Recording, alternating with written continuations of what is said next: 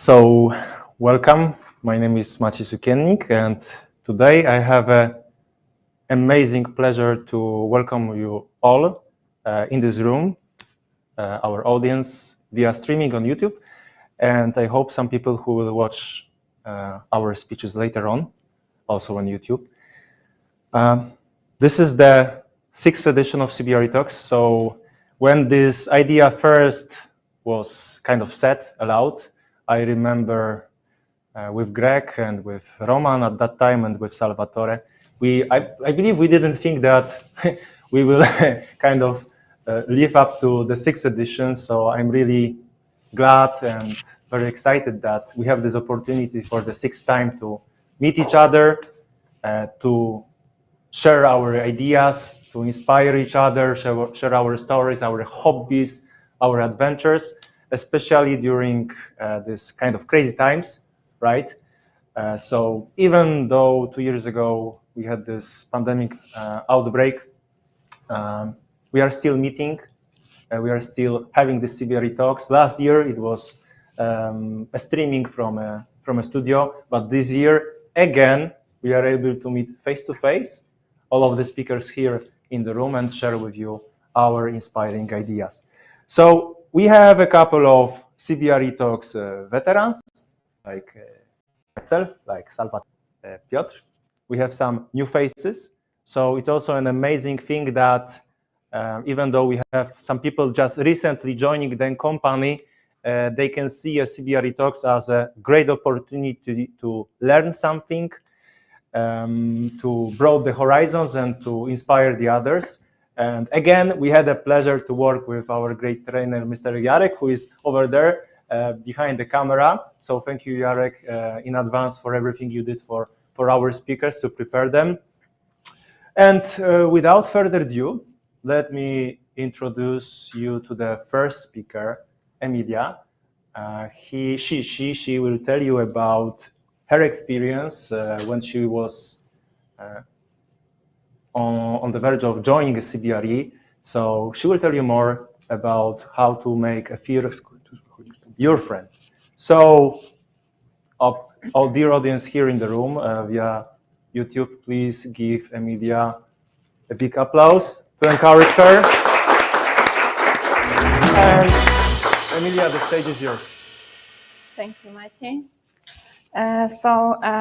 Hello, CBRE. Hello, everyone. I must say it's such an honor to be the first speaker today and to open this year's CBRE talk session. I think it's not coincidence that I'm the first speaker today, because my topic is related to my subject. And actually, I'm going to talk about emotion, about very powerful emotion, which I am experiencing right now. So it's kind of interesting. So let's start from a story. So it was May 2018. My life was a total mess. I was a student of American Study Center in Warsaw University. And I was just finalizing my second year of university. Instead of just concentrating on my diploma project, I started thinking about my future. What will be when I will graduate the university? What I'm gonna do? Whom I will become? These feelings, these thoughts just make me so overwhelmed. So I decided, okay, probably I need to find a job. And I started to applying for every single open positions via internet. I was also asking my friend if they know any positions. So I thought maybe if I will find a job, I will actually find new inspiration and I will find a new surrounding. So maybe there's going to be new purpose for me. So I did great. I was actually looking every day. And you know what? One day I received an invitation from CBRE. I still remember the day. Of course, I didn't know nothing about the company. I just knew that this company is international and it's something I'm looking for. So once I read the email, the battle in my body began. Like I was divided into two parts. One part was thinking, okay, you know, you did great. You actually, you don't have any experiences, but right now you just received an invitation for the interview. This is great. But my second part was more strong. I was started to think, well, I am just finishing my master's studies. I don't have any professional experience in my CV. So how they actually can even think about me as a candidate? So I was like, well, another thought in my head comes up, like, you are from humanitarian studies and the real estate company just invited you to join their company, like it's a joke. and you know, the same thoughts over and over again. I started to write a story in which I will fail, not even trying this. So 2 days left before the actual interview date. And what happened? Nothing. I spent, I don't know, 3 days thinking about it and doing nothing. So I said to myself and asked myself, Emilia, what are you really scared of? And I was like, I'm scared that I'm going there and they will don't like to speak to me because maybe I'm not super professional or I'm not the best fit for them. And well, okay, but you just a graduate student. Really? So what can I do? Write a list of things that about what they probably may ask me. So on this list was like skills of Excel, communication skills, like what I know about the company.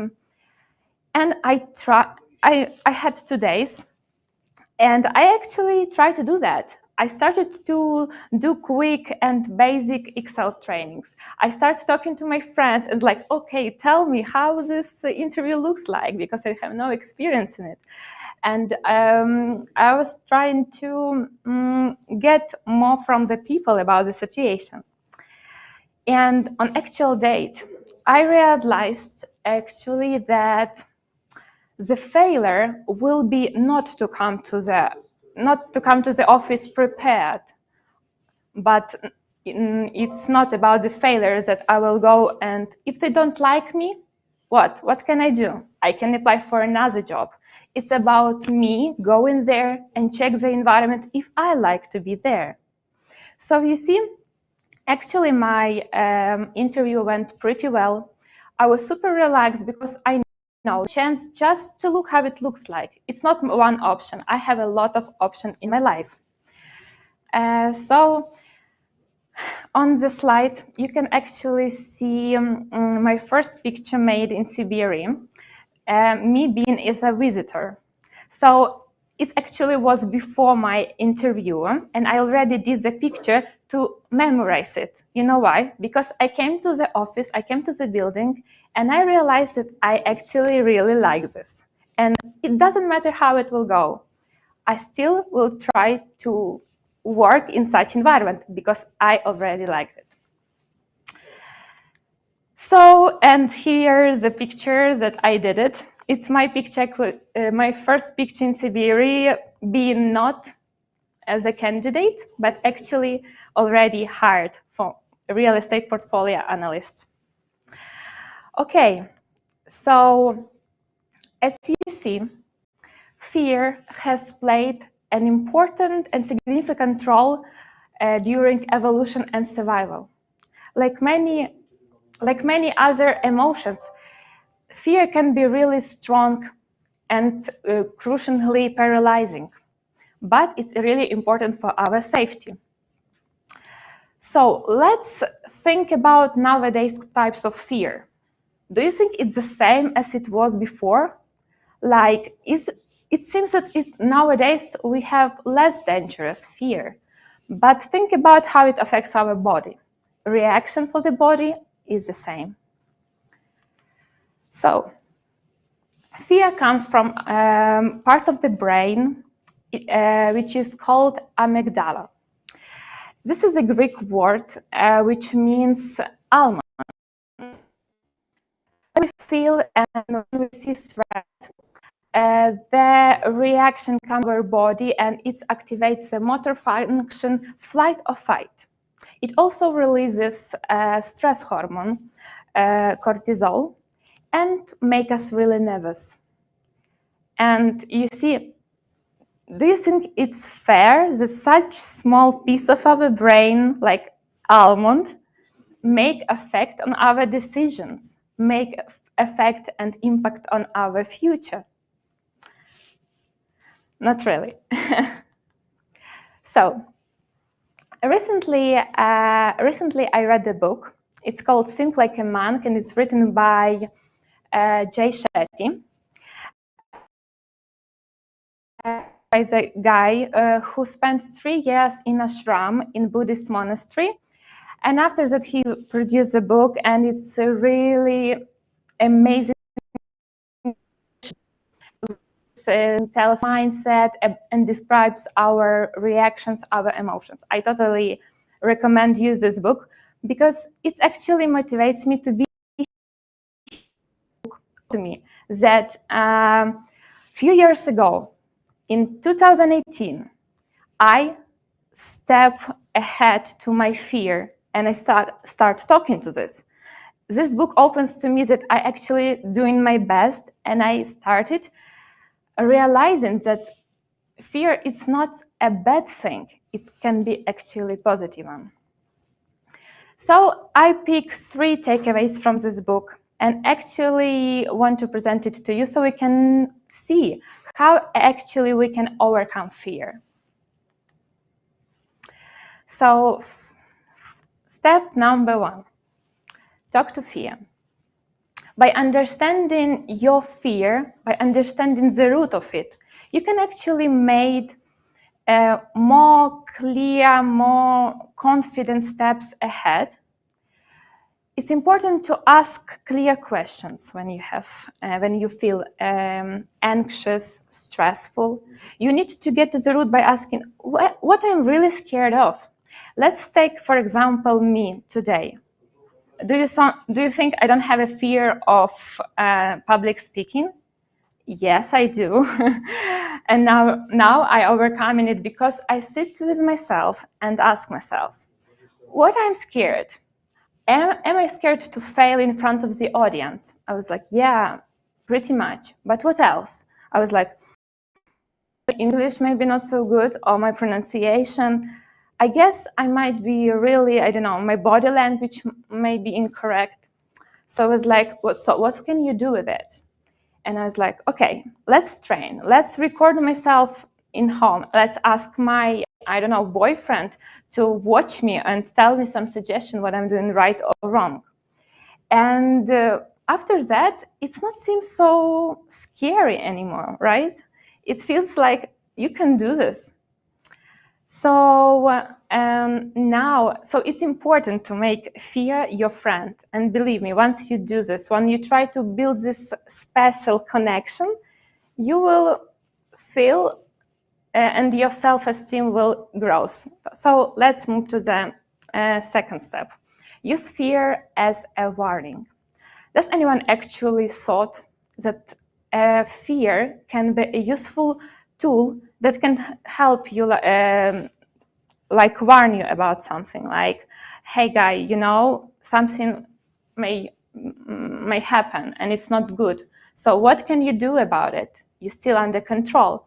So think about fear of car accidents. When we have these feelings that something bad can happen, what we do? You will never sit in the car under substance like alcohol or other.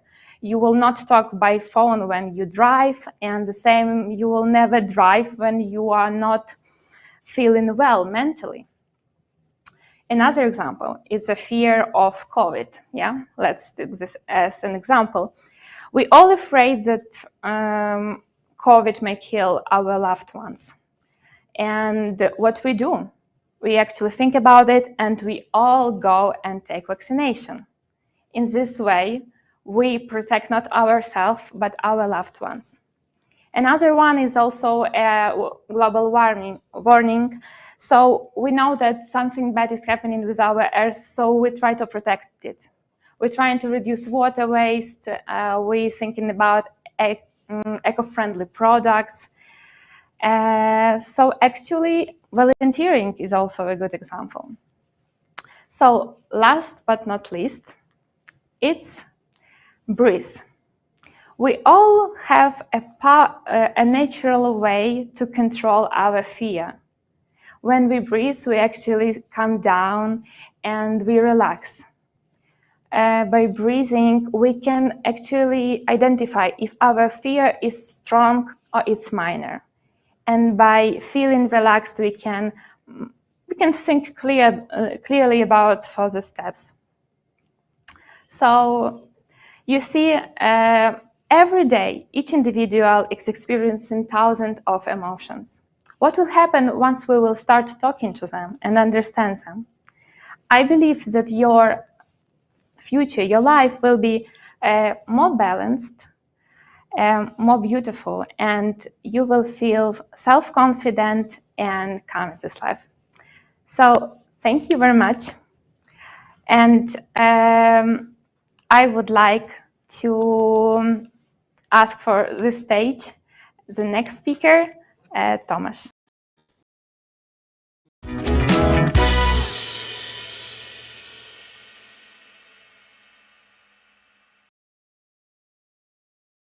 Hi, everyone. Thank you, Emilia, for a warm welcome and great opening. That will be helpful for us all today. And I hope it will be very good learning experience, because learning was always that thing I hated the most, because I found it repulsive to learn from the books at the high school, from which I was almost expelled twice. And I dropped the uni 3 months in because I didn't find it as fun as it could be. But you may say some years ago it changed, because by sheer accident I started playing a video game, because I'm an avid gamer. So I've started playing Nier Automata. It's a beautiful story, fantastic visuals, and as an android mate, you kill little cute robots. And I got stuck. So I started to try to find some kind of materials about game mechanics. I found something that was deeper meaning in the title, clicked right away, and it turns out that was philosophical essay on whole game. Then, when I came back to it, it suddenly became more clear that some of the characters I've met along the way was Karl Marx, Engels, Blaise Pascal, Jean-Paul Sartre, Simone de Beauvoir, and Soren Kierkegaard. At first, I didn't have slightest idea what those persons represent, what their story. I started watching again and again, started learning about all those great minds of European philosophy, like Jean-Paul Sartre, who is one of the famous figures as it comes to existentialism, because whole game theme is basically it. Also his lover, Simone de Beauvoir, who was also a very big representative of the second wave of feminism.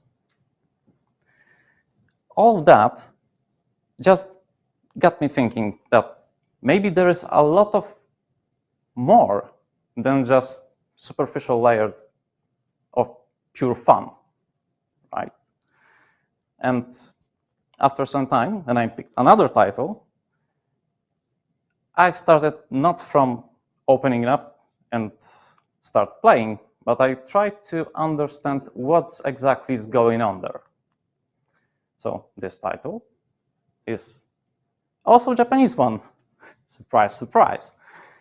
It's called Persona 5.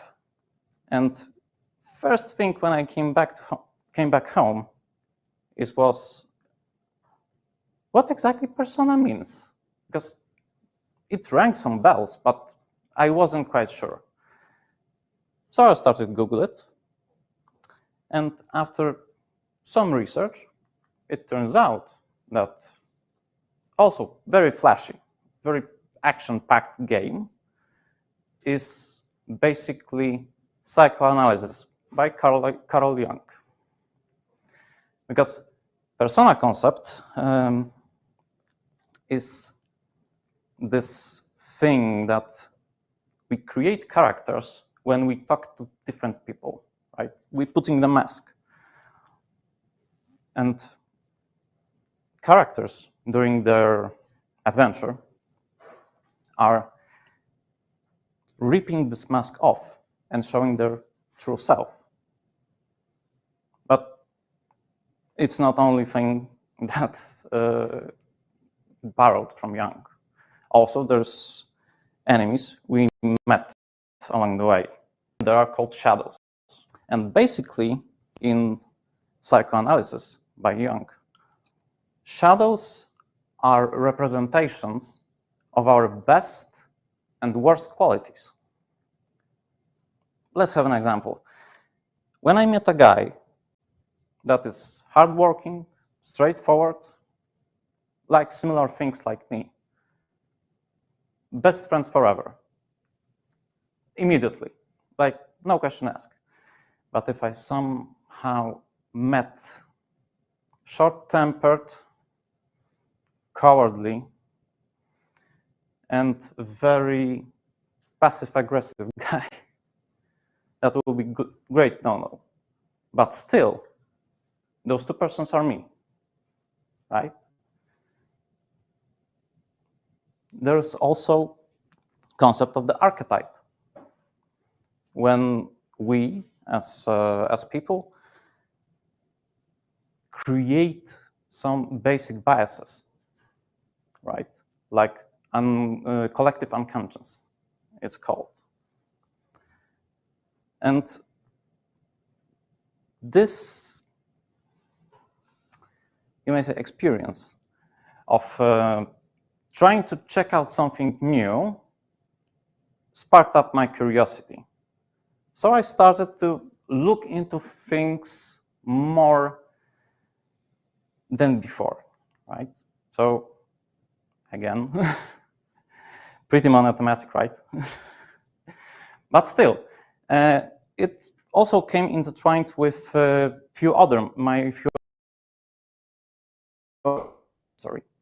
like the one you see on the screen right now, it's from series aired last year, but this character is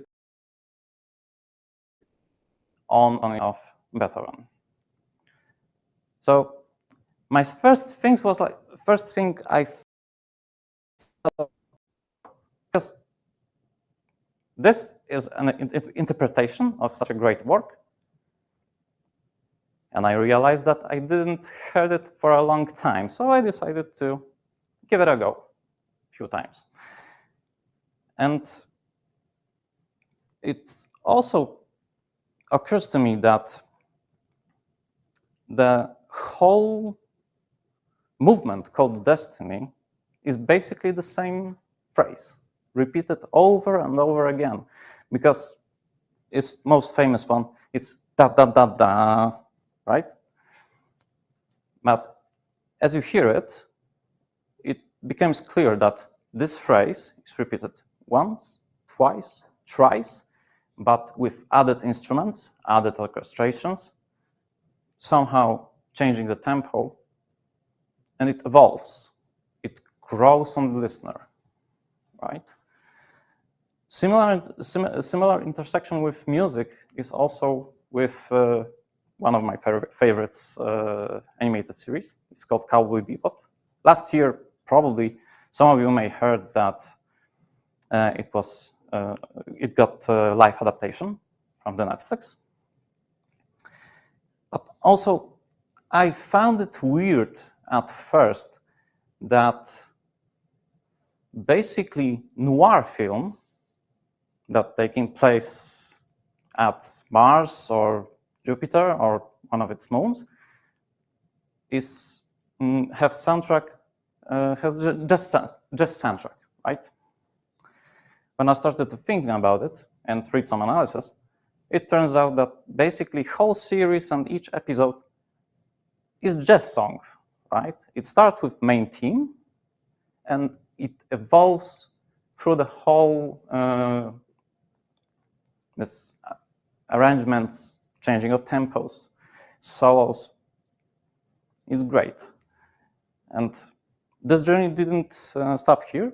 Last stop is finally picking up something new, right? Because everyone has something that we're thinking about picking up, right? Like learning new language. I bet everyone have one, right? In my case, it was Japanese, and I'm starting to learn, well, this year, let's say. But I will do more. I'll learn about history. I'll learn about their society as a whole. And probably many of you think, why I'm telling you this? Well, basic reason is that once I was anti-learning for everything. I didn't want to, it was waste of time. But one simple thing that I like caught my attention and sparked up this curiosity. So I started to learn more just because I found it fun. I was curious to know more about things that I like, or with time, things I didn't even know I like, right? Because there is a term called neural plasticity. And how it works, it's like that. Every human being can create new neural connections, can improve their memory, can learn more and newer things. So basically, all we need is a trigger. And this trigger should be curiosity. Let's try to spark up this a little bit. Let's speed up and try to see world as wonderful as we saw it as a child. Because it may be helpful for our hobbies, for our lives in general, for our work even, right? Because when we start asking questions like why, then we can try to challenge status quo. Maybe something good comes up. But this is up to you. And I want to leave one sentence with you. Just stay curious.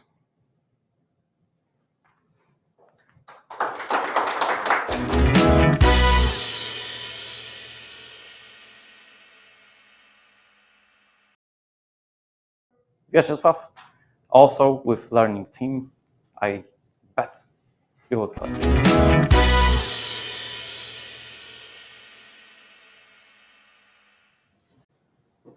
Hello, everyone.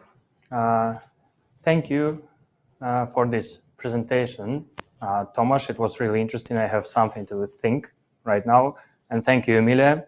Good that now I know how to deal with the fear. Unfortunately, I didn't have a time to test it somehow, so I'm still horrified. But my topic is quite connected with the previous one. It's also about some learning, and it's about what I learned from doing just one simple thing. And you can also try it. But this is not a magic pill which can help you to solve all the problems.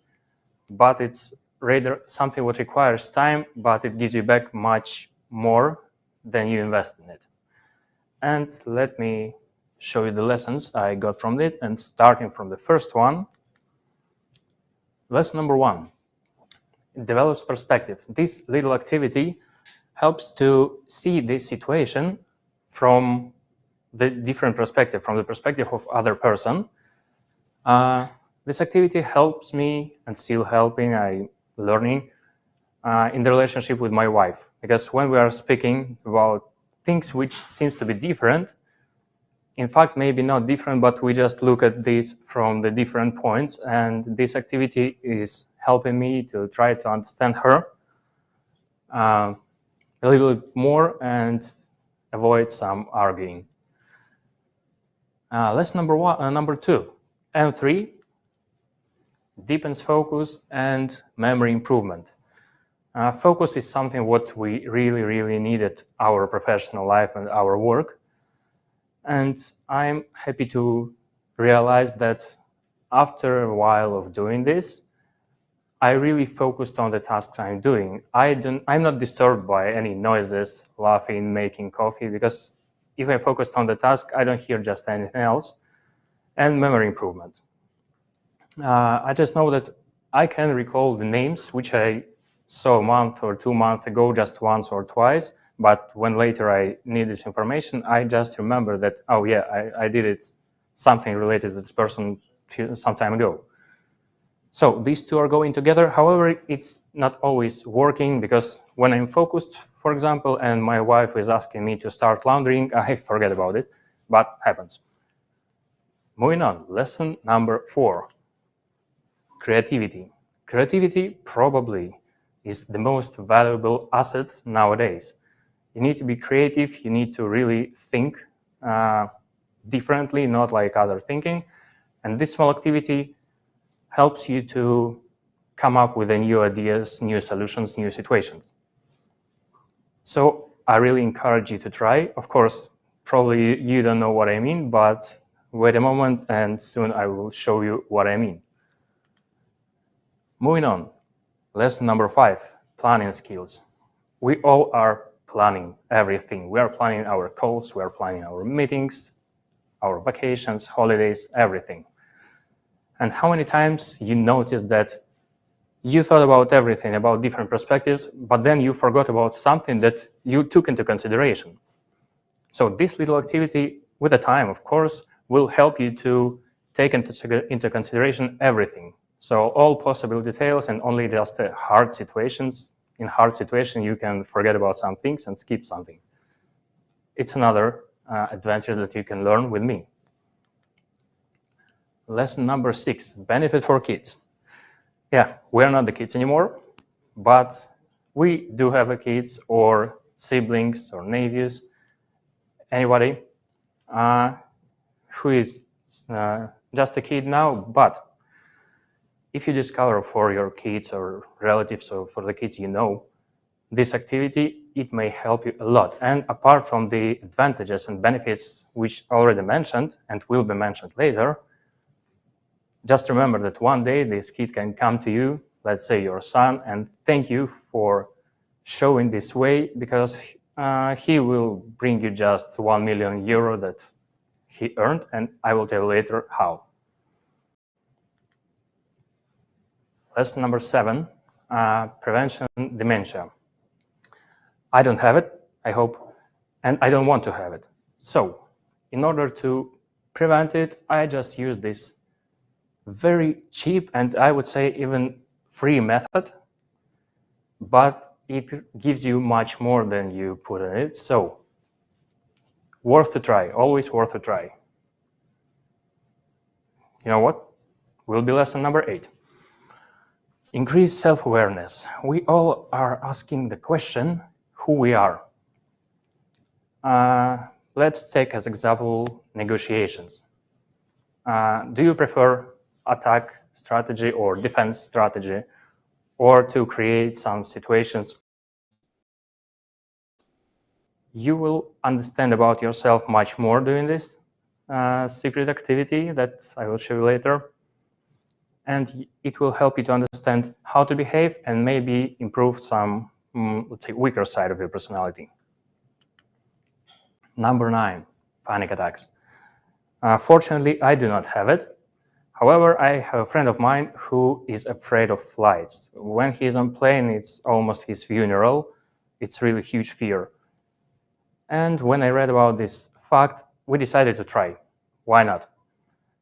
And after a while, we were surprised that it actually works. The panic attack symptoms were significantly reduced, and 2-3 hours flight is not such a problem anymore. So if you know someone who is suffering from these symptoms, please try. It may help to other people. Lesson number 10, stress. We know what the stress is, but I divide the stress for external and internal. External comes from something what you cannot basically control or influence. But there is also internal one, and internal one is caused by something, actions and decisions, and how to manage it. You will learn it with the time. Nobody can give you the solution, but you will understand it for yourself. Just as an example, I buy additional insurance for my devices. I didn't say that all solutions can be good, but it's also something. The last one, but not the least. We often hear they make mistakes. We are human beings, mistakes are okay. And I always have a problem with the statement, because if it's so natural and if it's so okay, why we hear about it so often? Here, doing this, you will understand that mistakes are actually fine, and not just know that it's natural, but you will feel that it's natural. And nobody says that eating is okay. Everybody is eating. Nobody hears it from anyone. The same with the toilet, but I will not go so deep into this. The point is, after doing this, after learning, you will actually understand what the mistakes are, and you will learn from these mistakes in order not to repeat them again. Those who know me probably already know what I'm talking about, but for those who are still guessing, this is the game, also known as a Game of the Kings, which became famous around 2 years ago when the series was released, named Queen's Gambit. Of course, I'm talking about chess. Chess, it's not really known when it's appeared and where, but it's traced back around 1,500 years ago, and it appeared in North India and became famous in Europe after expansion of the Islamic Arabian Empire. And there are a lot of stories and legends about it, but one of my favorite, probably my favorite one, is there was the king in North India who was not a really good king. And one day, wise men came to him and showed this game, the first version of it, and told him to play. After a king played a few times, he realized that he did not value the people's life in his kingdom, and he changed his mind after this. So he realized that even the weakest and somebody or something what seems to be useless or not important is actually important and plays huge role in everything, in whole structure. This is the first lesson I learned. And the second one, the king wanted to reward the wise man and offered him as much gold and silver as he wanted, as much grain as you can put on the board. Consider it on the first cell, you put the 1 grain, on the second one 2 grains, and each next cell, please double amount of the previous cell.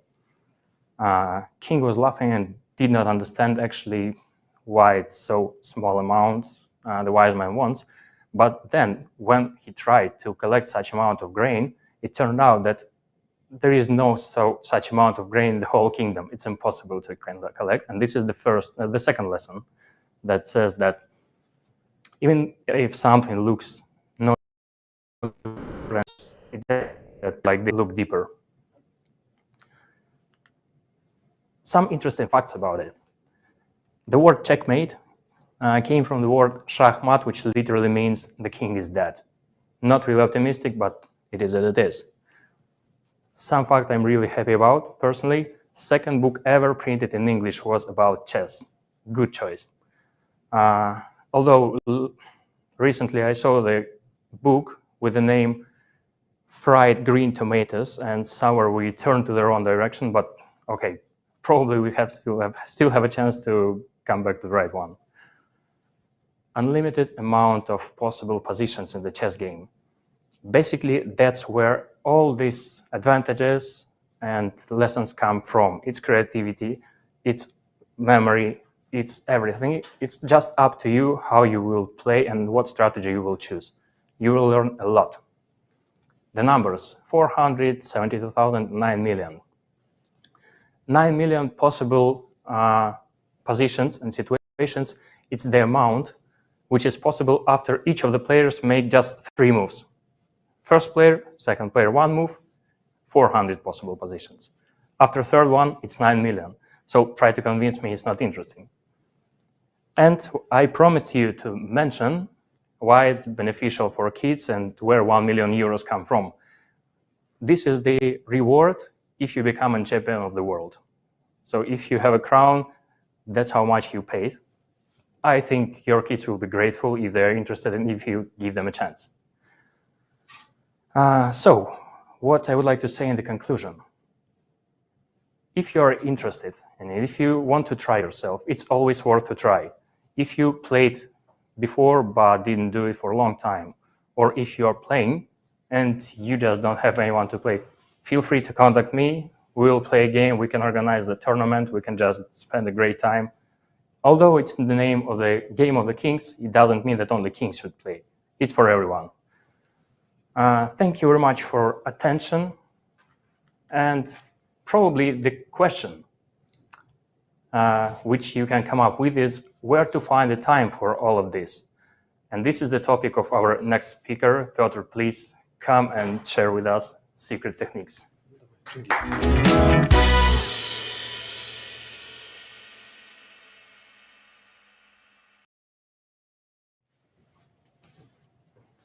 Yeah, Czesław, thank you very much for introduction. In your speech, you mentioned chess. So today, I'm going to present a topic related to time. I hope that it will help you to find time not only for chess, but many other interesting activities. So let's begin. Time was always a very important topic. Scientists were looking into various theories, maybe wormholes, maybe parallel universes, to find more time, to find sufficient space for some activities. Today, I'm going to share my own experience and inspire you how to find more time. So let's go. My name is Piotr. My story began in 2016 when I joined CBRE. At that time, my problem was commuting to office. I spent a lot of time going back and forth and spending lots of time traffic jam. Look, this is my typical week schedule. I wake up in the morning quite early, then I stayed in a long time commuting, then I was working, and in the afternoon I had some time for my activities. I waste a lot of time. So, well, that was my life at that time. Suddenly life has changed. You remember that we all moved back to home, we moved to homes, and we had to start working from home. And maybe some of you can ask questions. What has happened with life of young gentlemen as me, right? So what has happened? Some of you may think, well, he just slept longer. He started to work from home, maybe in his panties. Then he was watching movies, eating a lot of not healthy food. But this is not the case. I still kept waking up quite early, and my activities from the afternoon, they moved back to the morning. I started to jogging in the morning, I was playing tennis at 7, etc. At the same time, it already had to save me a lot of time, but I did one more thing. I started to run in my, headset, and that helped me to save even more time. And now the question is what I did with this extra time. I saved almost 40 hours per month. Well, I started to meet with my friends, with my all university students, which my fellow colleagues, and we started to meet regularly online. And we had some nice ideas. One of them was to launch a twin project. Twin project meaning we wanted to, exchange ideas, meet with people from other cities. Initially online, but we had in mind an idea, well, maybe once it will be possible to meet. So we started to meet on a regular basis online. We started to exchange ideas, what we could do together, where we could travel, what could be interesting for us. We started to share our hobbies, what we could do better in the world. And suddenly, the opportunity arrived. So we arranged a trip with a group of people from Poland. We traveled to Frankfurt am Main, and we spent really fantastic time there. We've seen Old Town in Frankfurt, we've seen ECB House, we went on a boat trip, so plenty of wonderful food, cousin from Mexico, cousin from Germany. So that was really wonderful time. And now I have a challenge for you. Think about how to optimize your own calendar, find activities that you could fit in them, and that will help you to achieve even very, very far away goals. So thank you very much. And let me introduce another speaker, Maciej.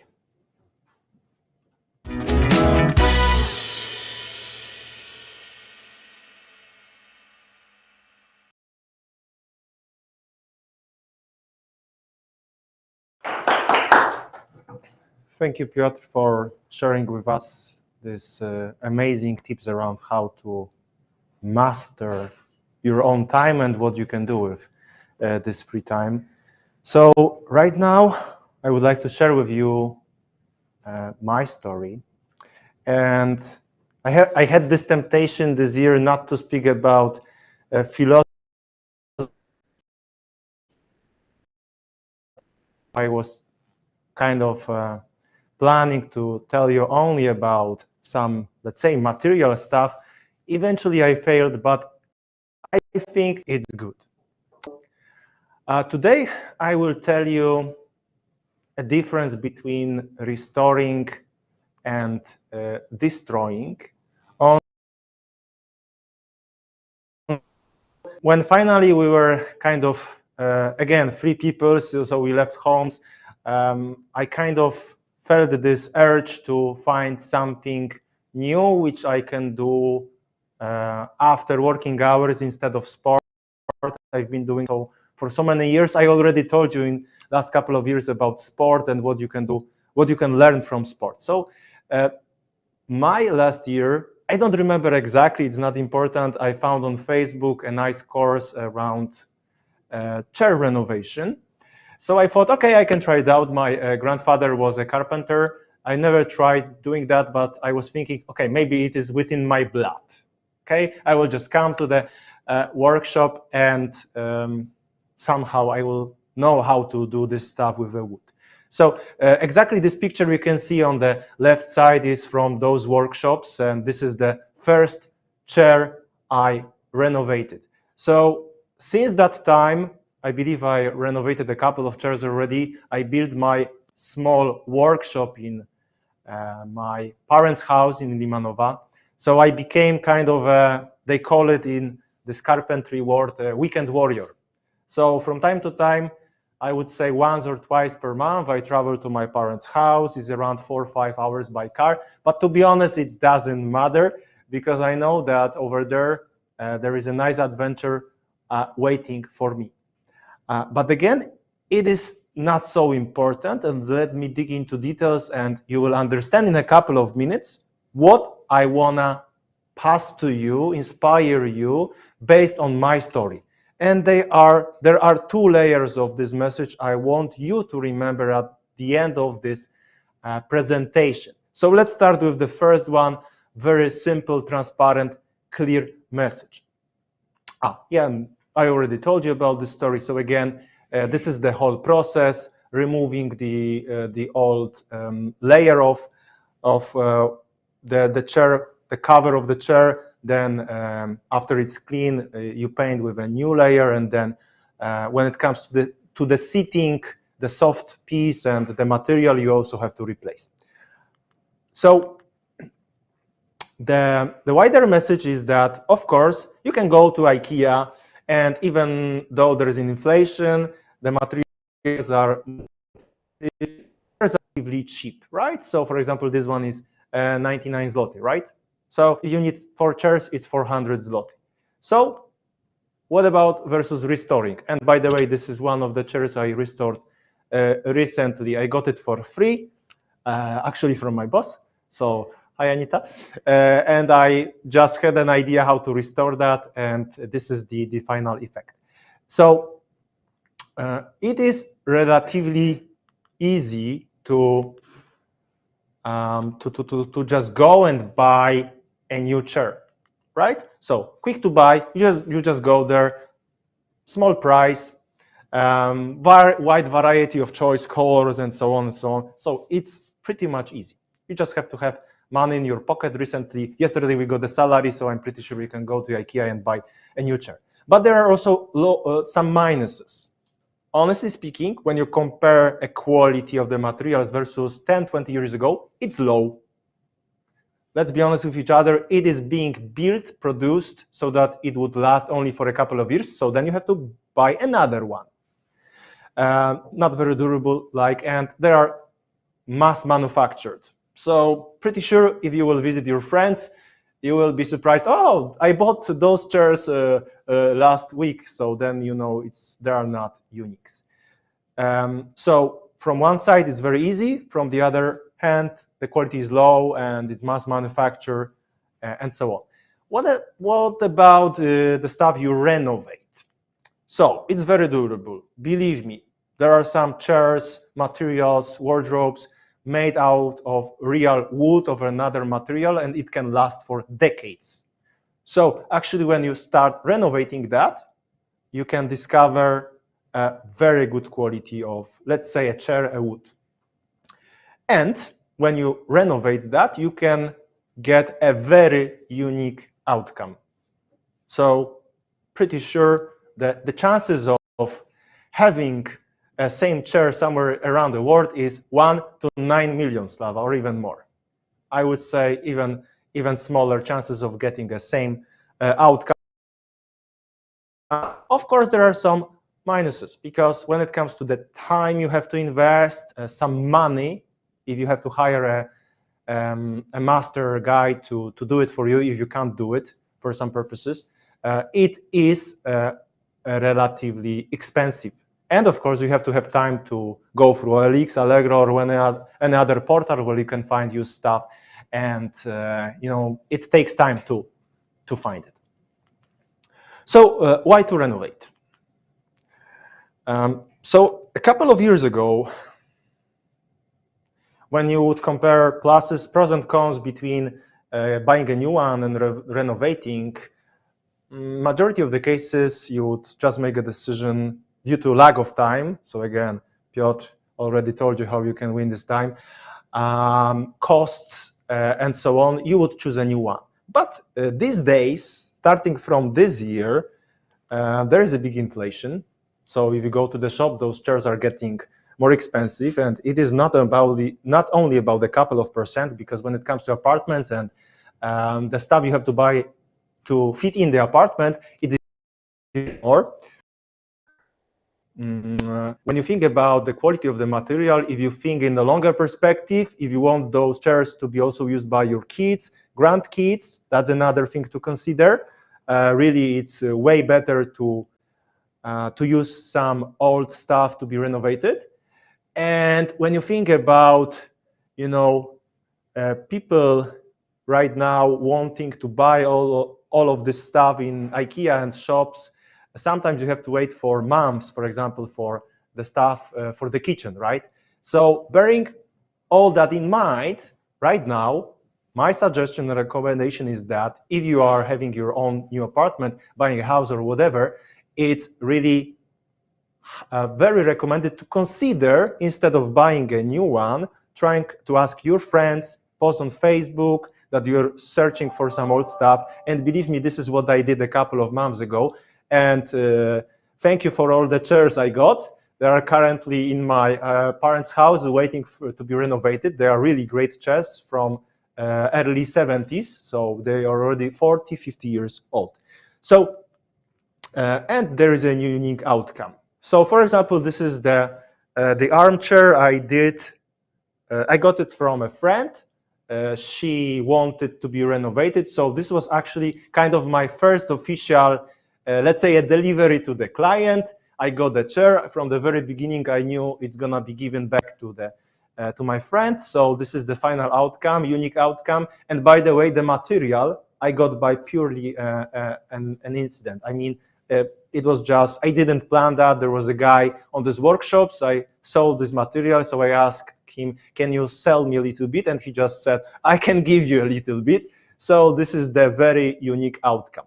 So that was the first layer of what I wanted to tell you. So these days, bearing in mind the prices, circular economy.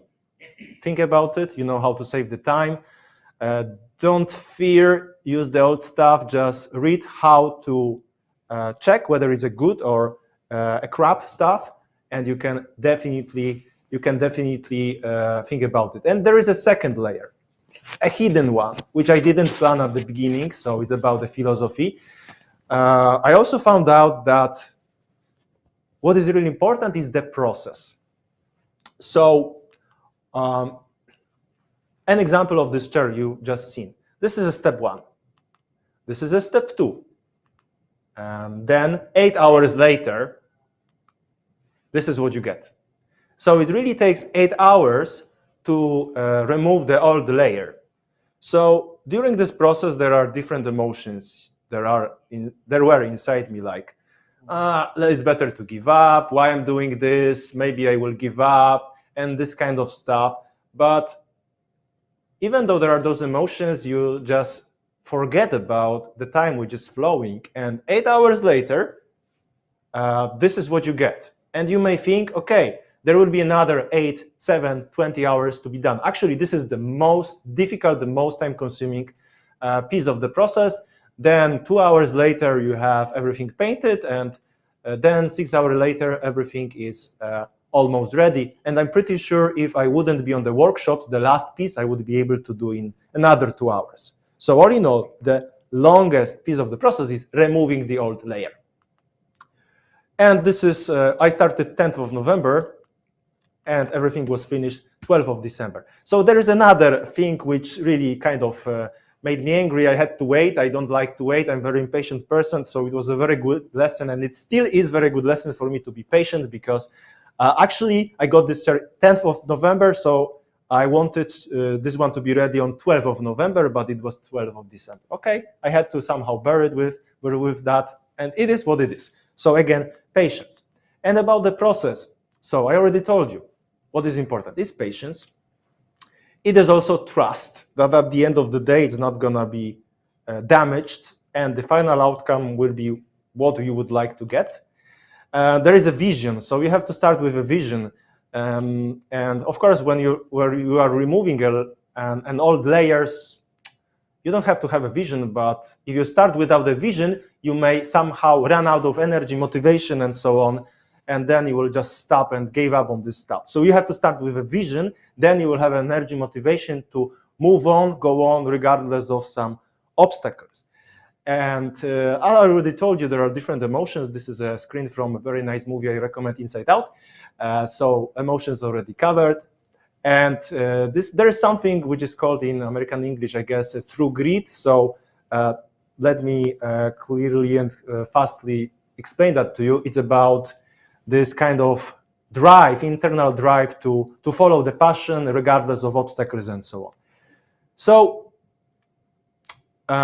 that's all I wanted to pass to you. So wrapping it up, there are 2 layers, the material one, circular economy, and the process. And when you are in the process, regardless of the emotions, the flow of time is kind of broken, at least in your consciousness. So you stop thinking about the time. And for me, personally, this is something which allows me to relieve the stress, forget about the work and, you know, just enjoy my hobby, just enjoy the process.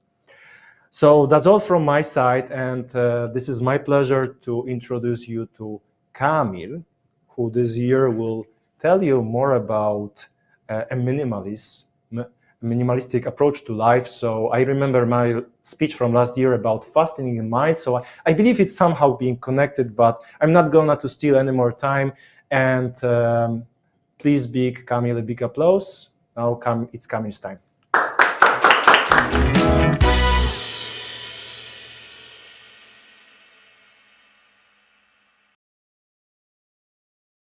And for the presentation, I think I know what I will do this weekend, or at least try out. So before I will dwell into my presentation, I would like to ask you one question. Can you relate to the protagonist of this movie?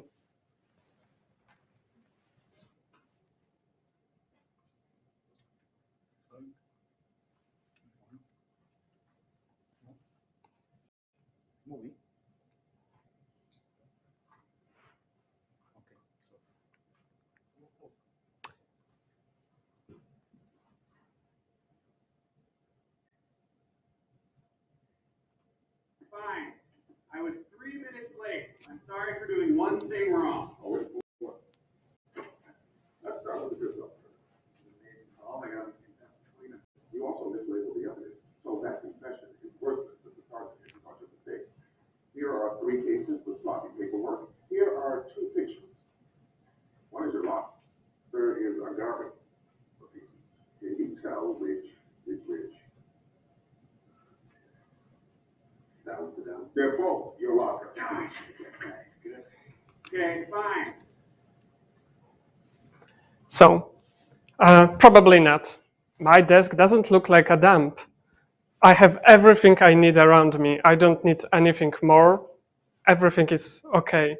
But have you had this feeling, especially at the beginning of the pandemic, when you started to work from home, when you were working in your living space, that there is something around you, something distracting, some heaviness on your back that you cannot really name? Maybe it's our attention span.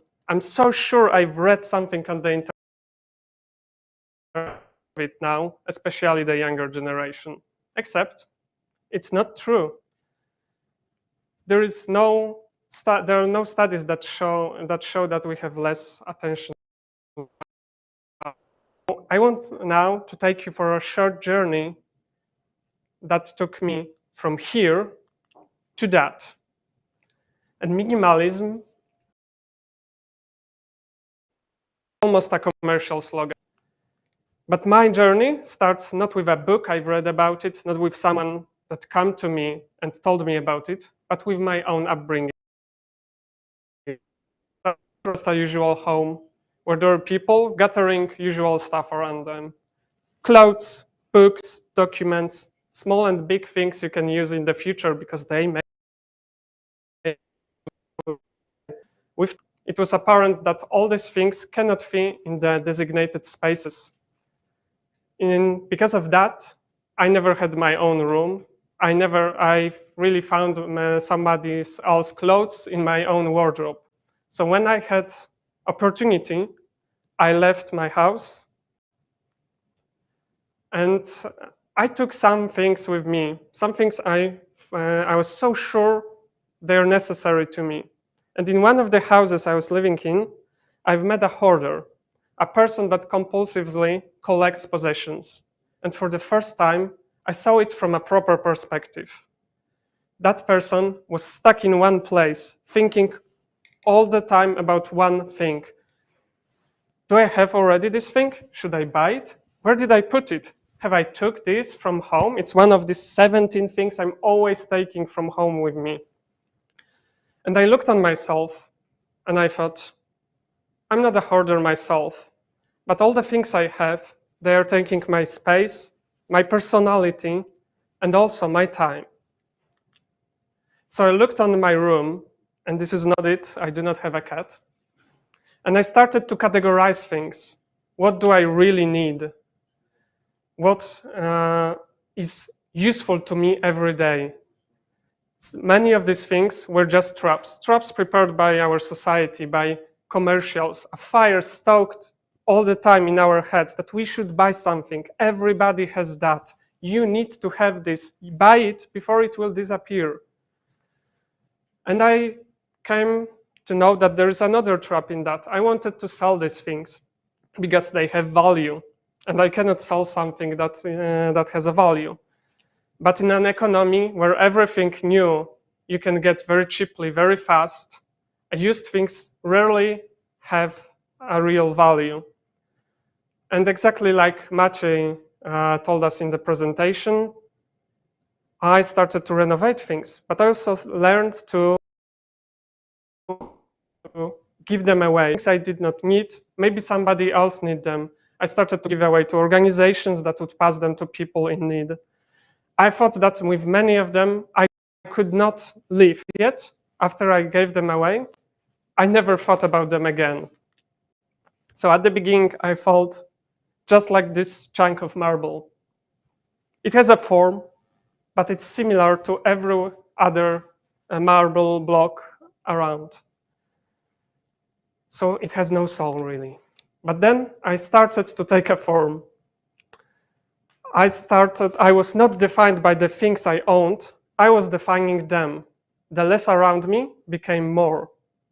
So I started to gather all the things that I use. In this corner, I had my archery equipment because I really love archery. I really like to read reportage books. So here is the shelf with all the books I like to come back to. With time, I started to learn who am I? And I also started to find out what the new things that are interesting to me. So I started to be interested about my impact on the environment and my wallet. I looked into my bathroom and I asked myself, do I really need so many reusables? Do I need a plastic? I went almost zero waste.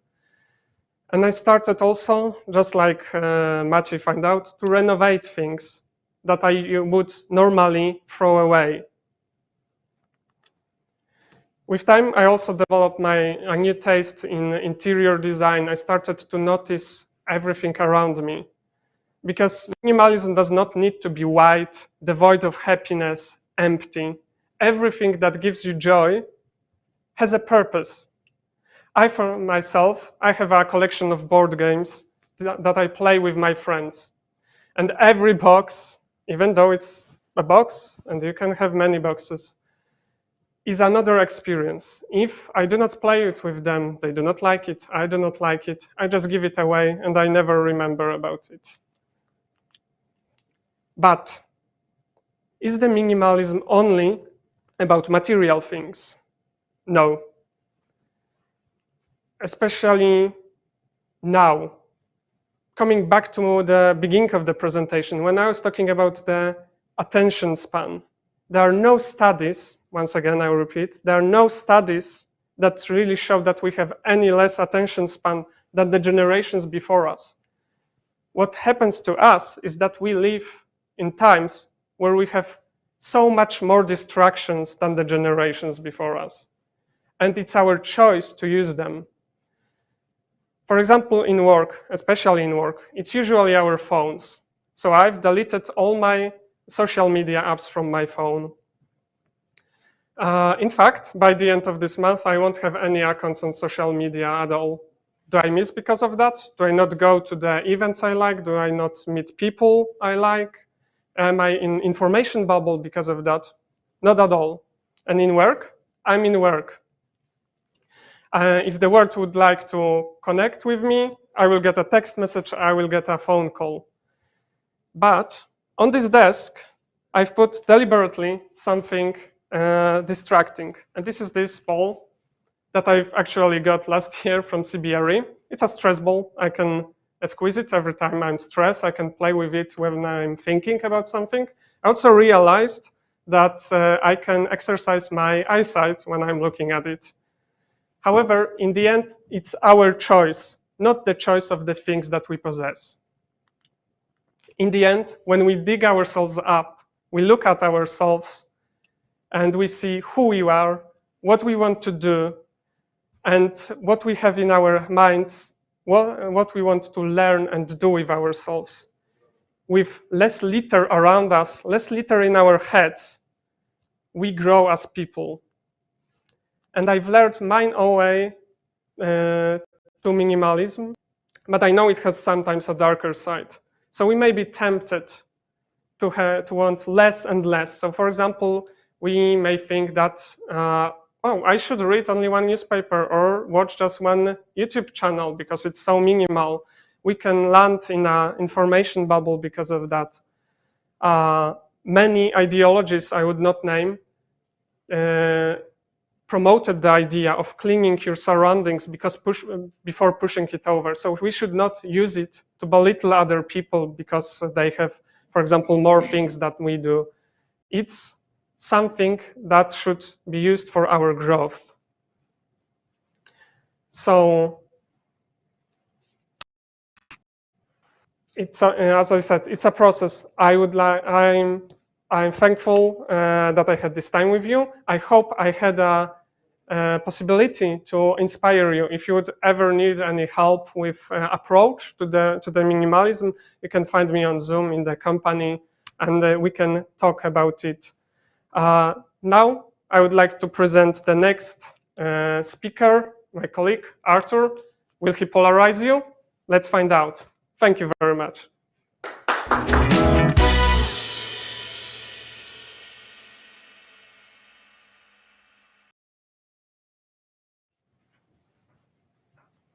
Thank you very much, Kamil, for your presentation about minimalization.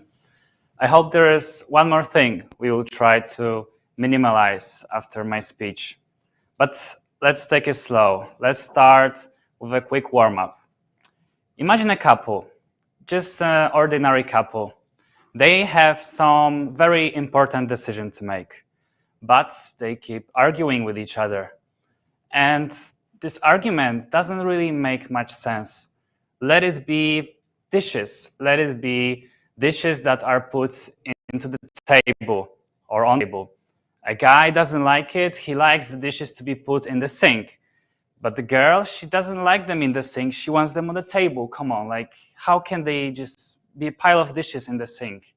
And they just keep arguing with each other over and over again until they don't make an important decision they should have in the first place.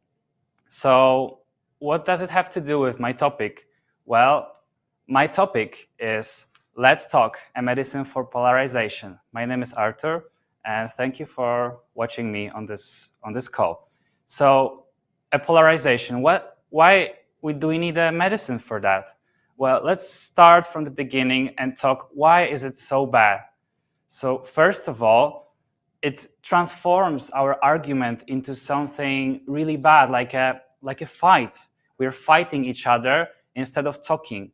So we don't really want to achieve something else than just destroy the opponent during this fight. So the other opponent, he just needs to defend himself, right? So he won't surrender, won't admit he's been wrong, because it means that he's been defeated, right? And nobody wants to be humiliated by like a big defeat, right? So the end conclusion is that, well, we find no solution to our problem at all. So that's not really good. But how come? Like, why can't we just argue with each other and discuss and disagree with each other? Well, we can. Actually, we argue, and this is not completely negative thing. We argue when our emotions take over our discussions, our rational arguments. So after that, we just want to convince the other party to our own thinking, to our own arguments. And at the point when the rational arguments don't convince the other party, then we just try to use our emotions and try to force our point on the others. And actually, this is not entirely bad. This actually makes us somehow push a little bit further the thing that we wanted to discuss, and sometimes it's the only way to convince the other party. But we shouldn't overuse it that much. Actually, we've been arguing with each other for hundreds, thousands of years. But why polarization has become such a problem nowadays? Well, it's a quite new problem, I would say. If we take a look at the data, we can see that in the US, in the last few decades, the polarization effect has come into place. If you take a look, then just a few decades ago, there were two groups, Democrats and Republicans, which were supported by the people. And those people, they were more or less willing to side with one or another, right? But fast forward a few decades, we can see those mountains going away from each other. That means that the people start supporting one or the other party, and they are just becoming blind and deaf on the arguments of the other. And this is where polarization happens. But actually, we don't have to look far away across the ocean to see that. If we take a look at the graph representing the political views of the Polish youth that was conducted last year, or actually 2 years ago, we can see that the amount of young people who did not view themselves either as a leftist or rightist has gone down dramatically. Like if you take a look just a few years ago, the gray line representing the people who don't really know whether they're on the right or on the left side of the political scene, it has gone down, which means they've just went either right or left. They've been polarized by our society. Okay, so we already know the situation doesn't look good, but what is the cause of this? Well, first of all, is the surroundings. Everything that's around us, our history, our political system, our philosophy, neighbors, the job market, basically everything that surrounds us, and especially the media. Second thing is the siege castle syndrome, which has become an issue in the last few years, as we can discuss it in a moment. And the last but not least are a bunch of cognitive biases, which I will discuss later. So let's start from the first one. And let's start with a small experiment that may bring it a little bit closer to you. So the experiment was conducted by Jane Elliott, a teacher from the US, just a few days ago, late 90s. And the experiment is called Blue Eyes and Brown Eyes. And because of the she took a class of children and divided them into two groups. One group had brown eyes, the other blue eyes.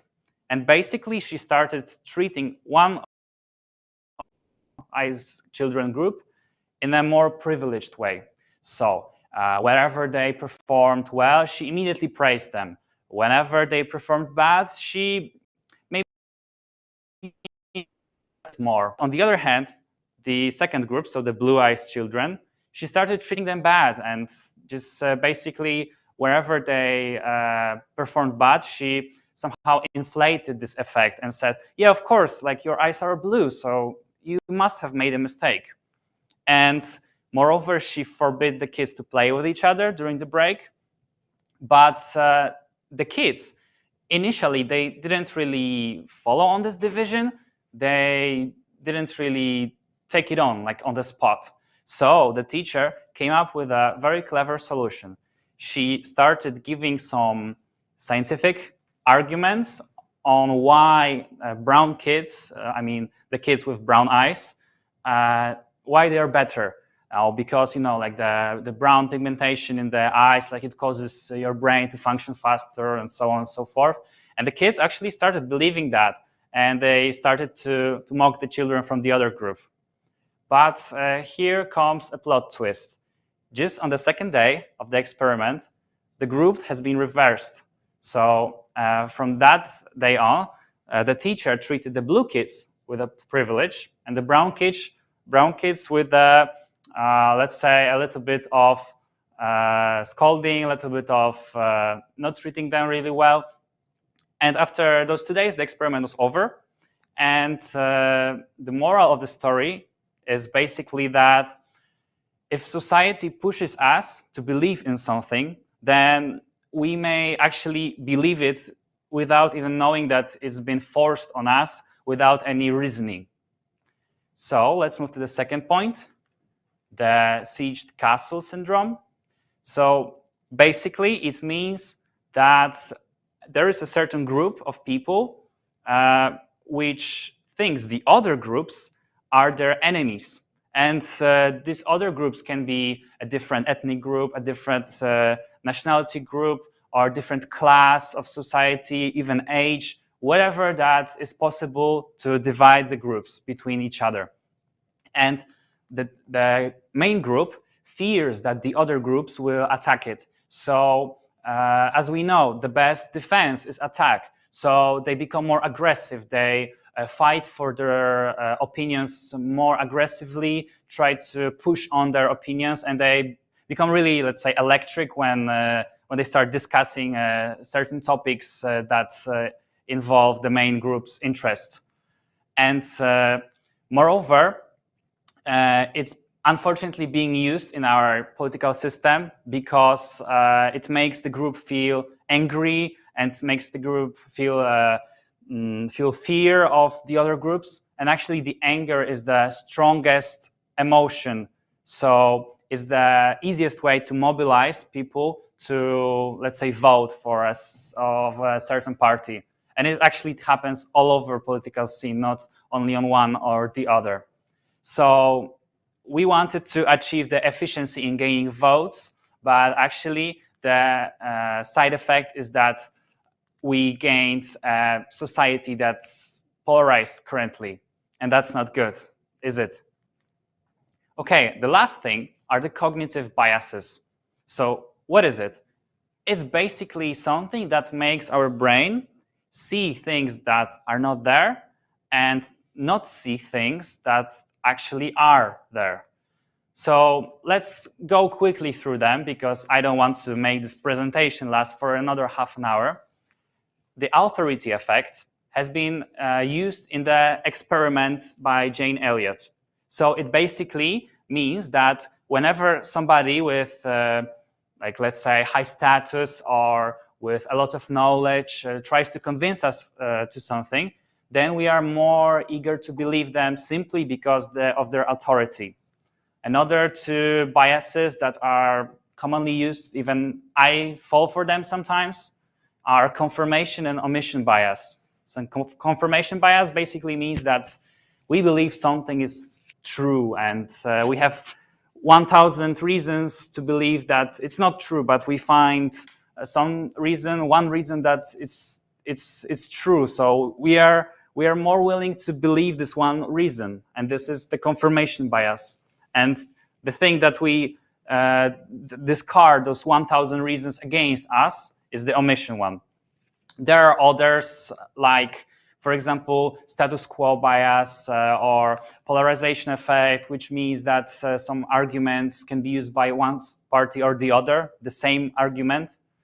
And I think another thing we should remember is that all those biases actually are not all of them. I mean, there are much more, and you can go and search it because I think it's a really interesting thing to know.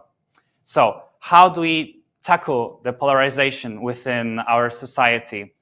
Well, I think every culture, every society has this wisdom that says basically, you want to change the world, start from yourself. So I would suggest that people should feel self-aware of all those biases, of how they participate in the discussion or later in an argument, that maybe some of the things they're thinking are actually not true because they're influenced by those biases, right? And I think that a nice thing to consider is whenever you're having a conversation or like an argument, you may set your goal as, okay, I want to learn something new from this person. I know that our opinions differ, but let me learn something new from you. And with that approach, I guarantee you, like, your arguments, your conversations will look dramatically different. Like, you won't be fighting, you'll be actually looking for some solutions, some middle ground. But sometimes, and I have to say that, like, you may not find it, and that's fine. Like, there are sometimes some things we have different opinions on, and it's completely okay not to agree on everything. So I would say, if everything fails, agree to disagree. And that's the thought I would like to leave you with. And thank you very much. Sorry for being too negative. Let's talk about some positive part of our relations.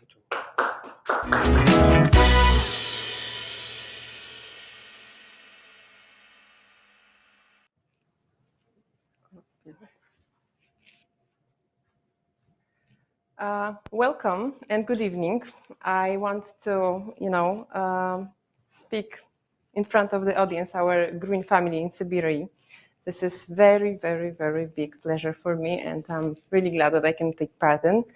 And I'm so glad that I was speaking right before Arthur, because my small talk will be a little bit focused also on self-awareness, very much actually, to be honest. So, starting, I mean, this is the thing that I want to show you, because I want to invite you to my dream job, that people can, in the office, really support each other, and also appreciate that this environment in the office can be very safe and creative, and people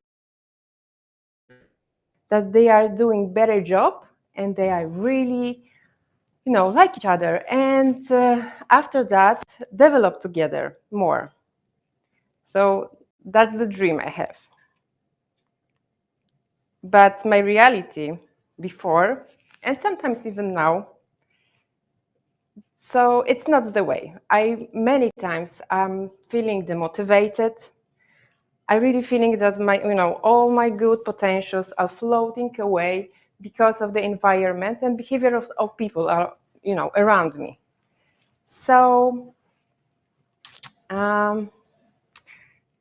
what can I do with that? That was my main thing to think about it, and to provide you with my very, I think that life experience that I want to share with you. This is what I really want to motivate you, that and inspire you, that being in this place, it's not always be necessary that you really have an impact on that this is possible to change something and to go further, to keep your dots together.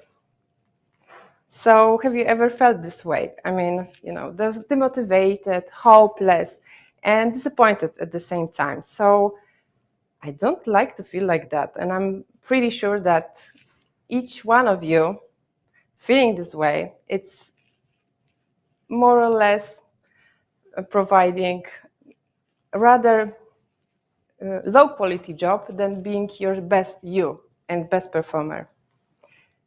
And to be honest, I find the way to do that, because I started looking at this subject, that maybe there is a kind of, maybe trick, maybe ability, maybe technique that I can improve me and others at work to, create the atmosphere of creative development and open discussion.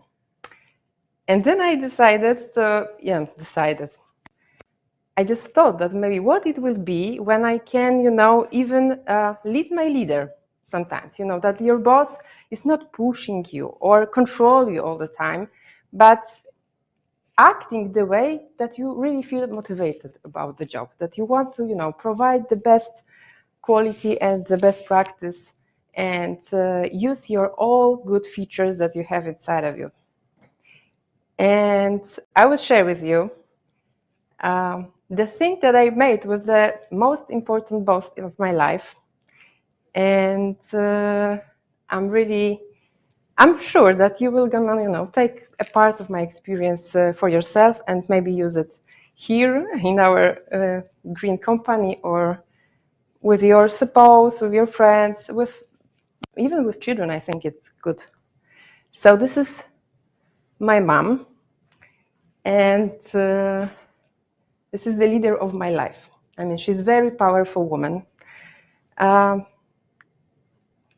She's very intelligent, that's one. She's focused on the goal, businesswoman, very down to earth, and very stubborn as well, really stubborn, a very bossy one. So we look together here like, this is pure love, me, my mom, and I'm very happy there. But it was not always the same. I'm pretty sure that many of you have the same feeling with your boss, with your colleagues, or with someone who was important for you. So the story, I was not gonna, go through all my traumas from childhood, just the one. So the story begins when I started living as a very young adult, in the distance from my mom. We was far away from each other. I was, new in a big city in Warsaw, and I really wanted to be supported. It was a stressful time for me. And my mom was calling to me just when she had to inform me about something. My post was coming to her address still. So, she was calling to me only when the post came. And she was like, Olga, there is a bill for you. There is a reminder to pay, or the fine to pay. So I felt frustrated with that. I mean, I really was counting that my mom will, just call me spontaneously. Yeah, that she will grab the phone and say, "Hey, Olga, how are you? What are you doing? Have you eaten well?" Or something this way. But it was not that case. I was wishing that she will do it like all mothers, but it was not. So, have you ever wait for someone's call for 1 day, 2 days, watching your phone if there is any action, any message or anything from someone, and that you feel, that someone is thinking about me, someone will call me by himself. So that was me at that point of time. And if I this from my mom, so I big city, I'm alone, mom is not calling, and what to do? But I'm like the person that I don't want to live the way they are. So I decided to change a little bit my fate. But when I was depressed, I just finding myself release, and I'm eating chocolate. So the chocolate and sensation of the chocolate reminds me about another very good experience in my life, which is connected with my mom somehow. So when I'm the only child, and everything was for me at home. Everything was for sweet little Olga, and I just, get the best things from others. And it was a great time at the beginning, but then came kindergarten. And I went there. I entered the team of kindergarten children, and I get some feedback from them. So when I was coming to the group, for example, with something sweet, I just, was sitting somewhere and eating it by my own. Punkt. So what kind of feedback I get from the children? Not very positive, right? So they said that I am mean. And I felt, when I was 6 or 7, that it's so, unfair. I'm not perceiving myself as a mean person. So what has happened? That was just the behavior I was not used to share, No one taught me before, because I was only with the adults, alone.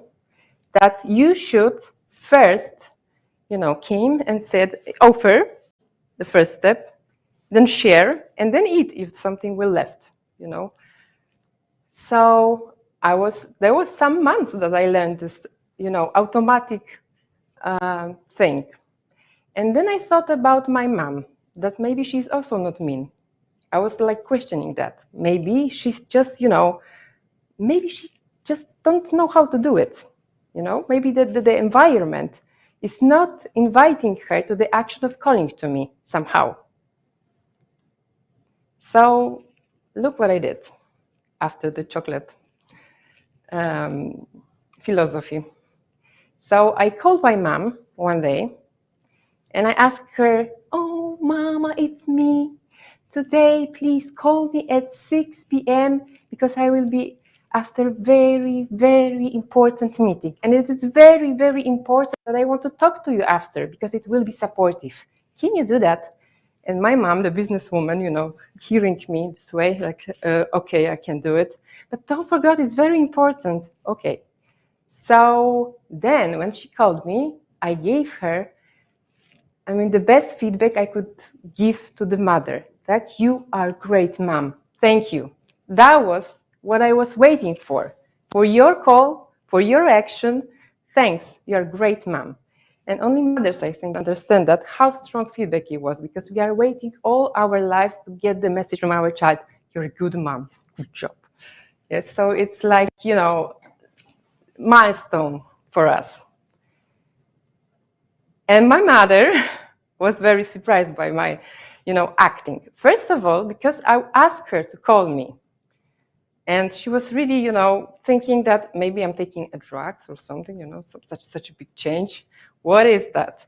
But she was very happy with that. Anyway, I was like, asking a couple of times, and she was calling to me. And I was like love bombing after that. Yeah, you called me, great. Good job, mom. You're a nice person. I knew it from the beginning. And what was about me, I felt so great. Even if I contract my mother to call me, I felt so supported at the same time. So there was like 2 weeks, maybe 3 weeks, I was contracting her each day and love bombing and contracting and love bombing. And she started to call me spontaneously. Like I was not waiting, and she just called me because the experience after that was so good for her. So, but it was not the magic, I'm not a genius. I just Googled that technique. And this is about positive reinforcement itself. This technique is very well known as operant conditioning. And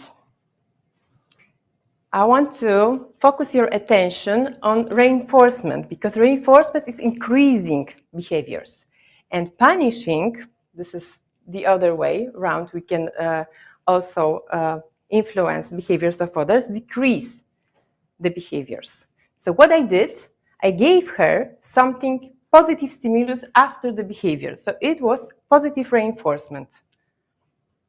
And the father of this is Skinner in Harvard University, and he was doing experiments on rats and, trying to find out what is learning, what is this conditioning, and if it's work for everybody or just for rats.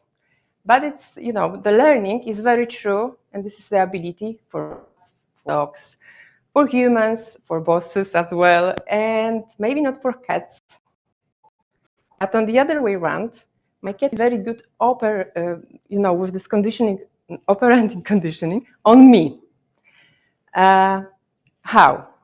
So she gets what she wants, whatever she wants, with the technique of meowing, When I'm not doing what she wants, she's meowing all the time. But this is not the best, I think, to try that in the office. So come back to operant conditioning. What I did is reinforcement, and when we are thinking about the cat, what the cat made to me, right? It was a punishment on the reinforcement. Is someone knowing that? It sounds like a punishment, right? But it's not. It's actually reinforcement, but in a negative way. So the cat, before my giving her a milk, for example, provided to me very strong negative environment. You know, the meowing was so bad. And when I made the behavior, she took away something what was disturbing me. And then I felt relief and happy. Oh, good, take the milk and go away. So it was reinforcement, actually. So if you want to build the behavior of others, you have to use the reinforcement. If not, then go for the punishment. And this will stop the behavior. Stopping the behavior, punishment. But you know, when you will stop the behavior, you have to teach also the people to act in different way. You have to show them the way.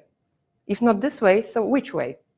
And you know, motivate them to do that and to go this way. So why my mom was not calling to me before the chocolate discovery? I was actually, even if she was, you know, grabbing the phone and calling to me, Olga, there is a bill for you.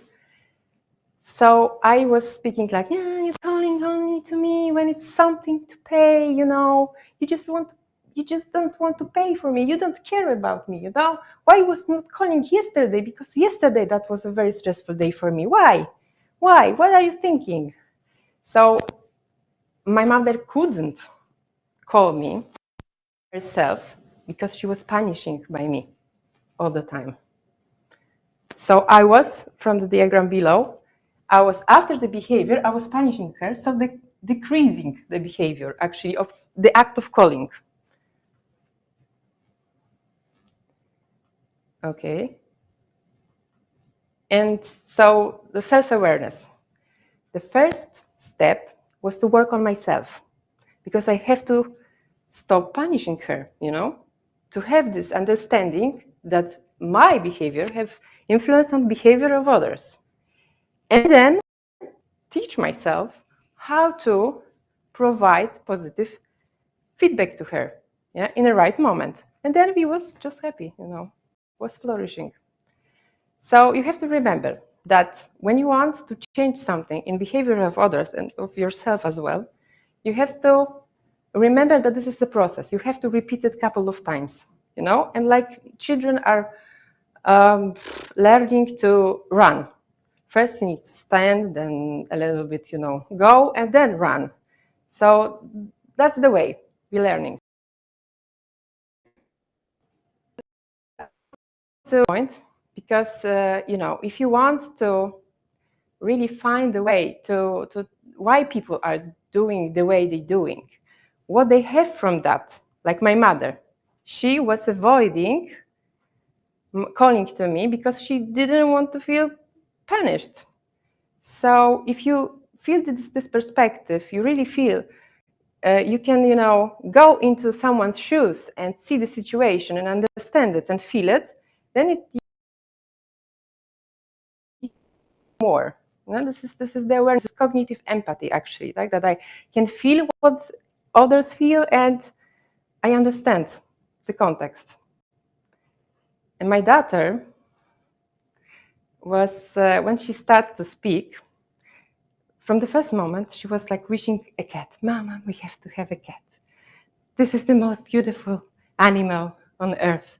We need to buy one. So there was some years, and I decided, okay, we're ready to have a cat, right? So I bought one. I was so, you know, happy. My daughter also, but not so long after. I mean, it was 2 weeks or a month. She came to me and said, Mama, you know, I have to tell you something very important. I was wrong. I mean, I want to have a dog.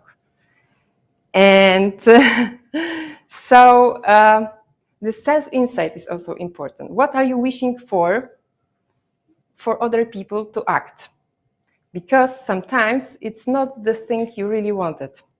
So, and you need to be very detailed, like not just calling with my mom, because we were speaking. This cash collection process works very well, and she was calling, and she was very, you know, effective in that. I was really paying.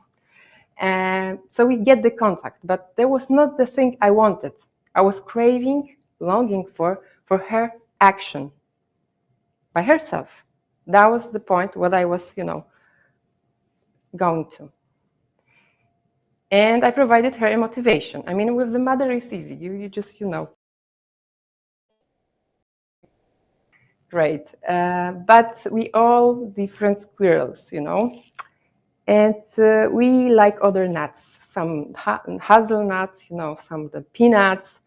So the motivation it has to be appropriate to the person, because it's really tricky. You can, be misled by that. I'm very bad in telling jokes, but I'm trying. So this is the situation when the small mosquito is flying and, undergoing the first flight through, I don't know, the air and people, gathering of people. And, what are you doing when you see the mosquito? Just try to kill it spontaneously.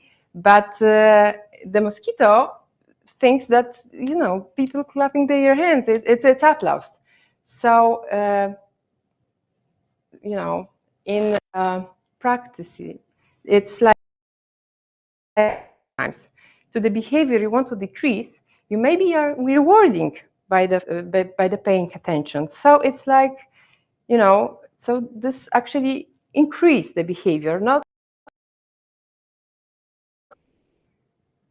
And how to find the way to motivate people. This is the border collie. This is the most intelligent dog, and he has very responsible role in life. The dog is sheepdog, I mean the shepherd, right? And he has to lead all the sheep's very big team of sheep. And it's not easy, you have to listen to people, because every bay can be different, and it's different message, different context. So he's very good in that. He's listening actively, right? And asking open questions. Let people to speak freely. And then, collect the information and observing what they are doing, which way, because it's always significant. So the situation, what the factors are coming to those ships. And if they are afraid or they are excited, this is very important. So he's very good in that. And being a border collie, we can be Dalmatian aware, and we know how to, motivate people in a good way. It's for us a tool to protect our good dots, not to lose them, not to lose the good potential in our, our character. So positive reinforcement, all, it's like a compass, it leads people, okay, go this way, yeah, continue this, but stop this. So it's a very powerful tool, like a feedback. It has to be concrete and appropriate, as I said before, to a person. So to sum up, what was the technique? I mean, the analysis. That's the first thing, that you have to observe. Sometimes ask, but the observation is very crucial. Then make a contract, very detailed, when, what, and why. And then provide the motivation, the stimulus that will make people feel happy after that, in a good timing, as soon as possible. Then it works the best. And because I know how to share the chocolate, so I would like to share with you also more my ideas about this and other ideas. And if you want to contact me, then of course you're welcome. And I hope that here in CBRE, we can build a team of very self-aware people, and we will grow our dots for good. So thank you so much. And so now our last speaker, Salvatore.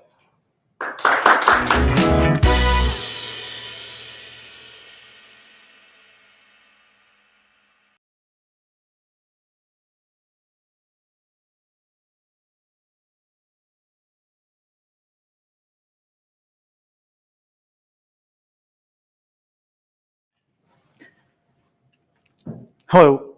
As usually, Italian are always late, so I came late also on the stage. I'm Salvatore. You may know me because you are meeting in the company. Usually this guy that is drinking this espresso in the kitchen, talking with everyone.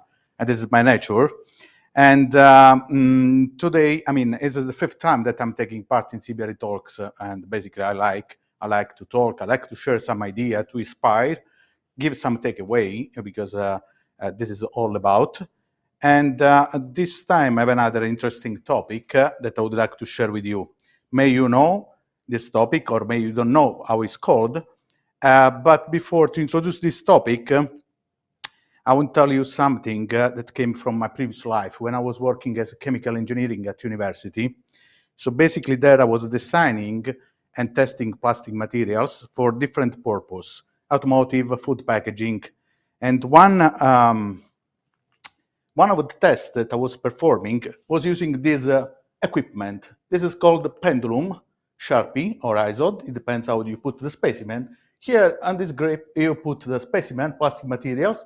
You release the bar. This bar is impacted materials, and what it's doing is measuring the energy absorbed before the break.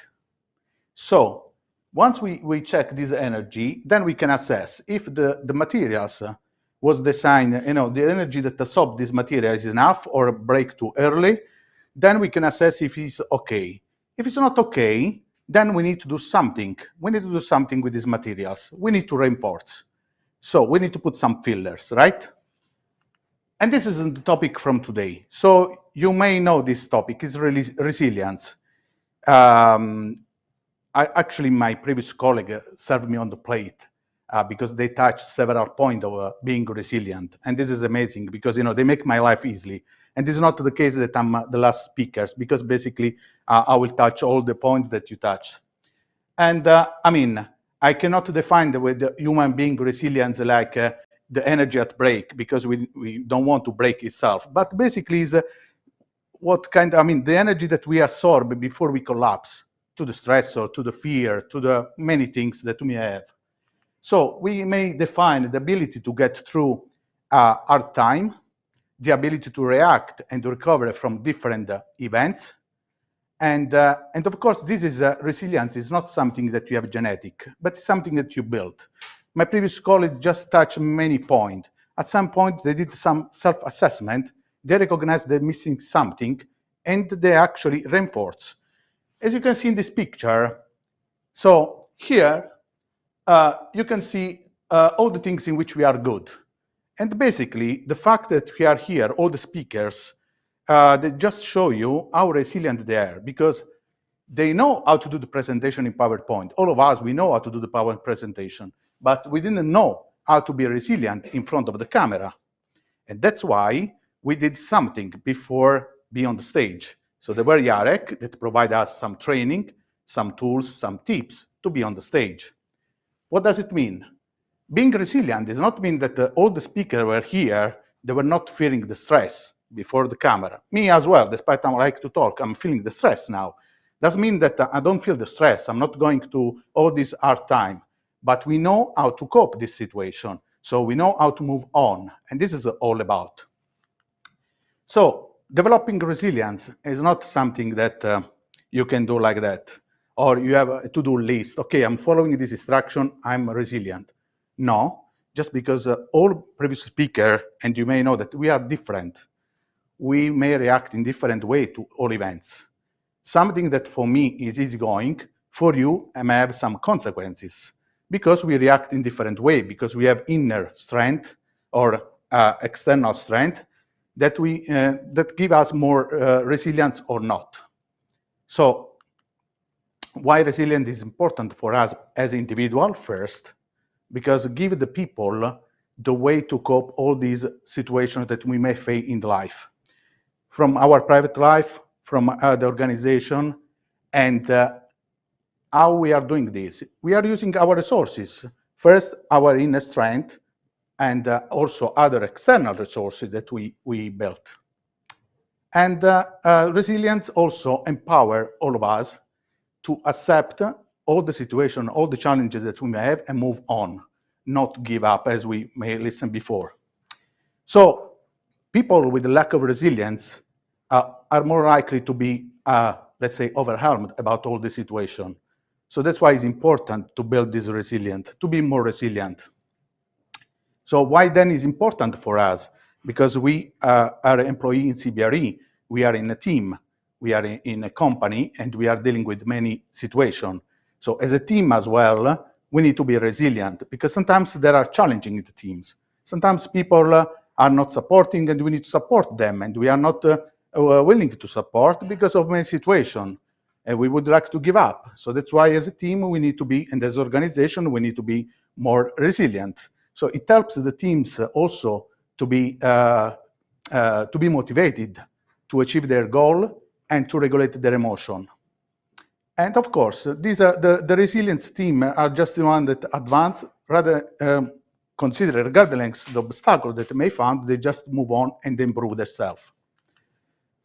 We were talking about events. So there are several events, of course, because we are not ready for everything.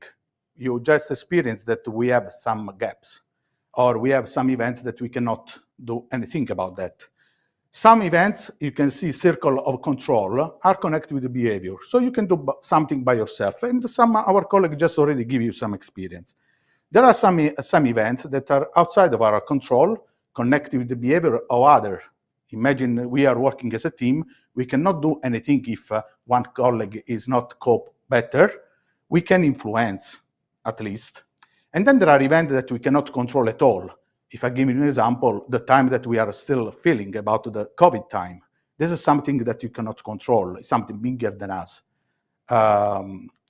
Therefore, of course, I don't want to go in kind of academic lesson, because this is not the purpose of this topic. You may find lots of knowledge in internet or some training, just to give you some insight what is all about this resilience and how it's broken. I mean, there are basically four categories. One is psychological, how you mentally adapt to the challenge and how you cope. Then there is emotional, because these affect also your emotion. When you receive an unpleasant email, the first things you react. So you react soon as it's okay, this email, now they ask me to do this. You know, this is the reaction, the first reaction, because you are not enough resilient. Physical, this can have a consequence on your body, because you feel so stressed. So many situations, are stressed you. This can have a consequence on your body. And people sometimes just give up because of too many stressor. And then community. Why is community? We just touched the topic of COVID time. So this is as a community, we need to be resilient. All the world were now aware how to cope with the COVID time, and still we are, paying the consequences. And this is as a community, we need to react somehow. This was the case of COVID, this was the terrorist attacks and whatever. So now, of course, we touched several points, and how to build and cultivate resilience. You may understand that this is not something that you can do one time, one shot, and that's all. No, because this is stress. Because tomorrow you will have another stress, another event that you are not expected, and you don't know how to react. So that's why I like, because all speaker, my colleague, just touched the first step, that is develop self-awareness. All my previous colleague touched this point. This is the base. You need to recognize what you are good in and what is missing. And then you need to reinforce, as just Olga says, then you need to reinforce something that is missing to cope the situation. And then you need to start to build some skills. There are training, there are tips, there are exercises, a technique that I will show some of them in order to be more resilient. Of course, you need to increase optimism, because this is the first part. I mean, you need to be optimistic, because if you start with the negativity, then you cannot cope. And there's also something that you need to build, learn some skills, and also the connection, the social connection. This is very important when you are meeting people. Like Piotr was saying in his talk, that he was meeting some friend from university and meeting in different parts. This is also good. You need to establish a connection, new connection, because it gives you lots of insight. And as I told you, it's not one shot, something that you can do one time. It's a continuing process. You need to build, you need to test, you need to reinforce. And these are the 4 C, the control, challenge, confidence, and commitment.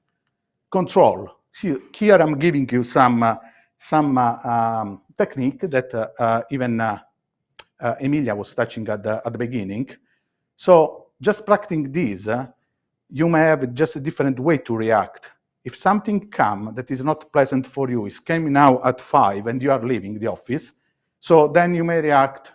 But if you are doing some technique like that, stop, breathe, notice, and then reflect, and then respond. This may help you to change your, let's say, reaction. And the same in the other exercise. This I tried in the company when they were providing a training for resilience. So we tried live, just breathe, hold, release. So this is something that you can apply from today. When we are leaving the office, that you will miss the bus, you will start to be upset, right? So you can start to do this. Okay, I missed the bus, calm down, and then you move on. And then the second C is challenge. We were talking before about mistakes, but if you start to reframe, like using the reframing process, instead of mistake, talk about challenging, so you can learn from experience, as also other colleagues were saying. It will be hard for me? No, let's reframe. What can I do to improve? It's time consuming? Who can support me? You know that this is just changed perspective. And then confidence. You need to be confident, beliefs, and gratitude. So also it's good sometimes to consider what good I am, what strength I have, for what I'm grateful. This is also important because you build confidence. I'm confident in that. Of course, I need something else, but I'm confident in that. And then, of course, commitment. We say, also my colleagues touch this point. You meet that, and you need to all the time do the step, repeat, as Olga was saying before. So technique, good thing list, training. And this is too fast. So what I would like to give you and leave for today some takeaway. You can think, how we were discussing before, how much resilient you are. This is the first step, self-awareness. How much resilient for all events that you have in your life. Empower your resilience. There are technique, there are training, and other experience of other people. And then reframe your difficulty in challenging and keep learning and move on. And this is the piece of advice that I would like to give you today. And I hope you enjoyed. This was a really great session. And yes. And I will pass now the voice to Maciej that will just conclude this edition. Thank you.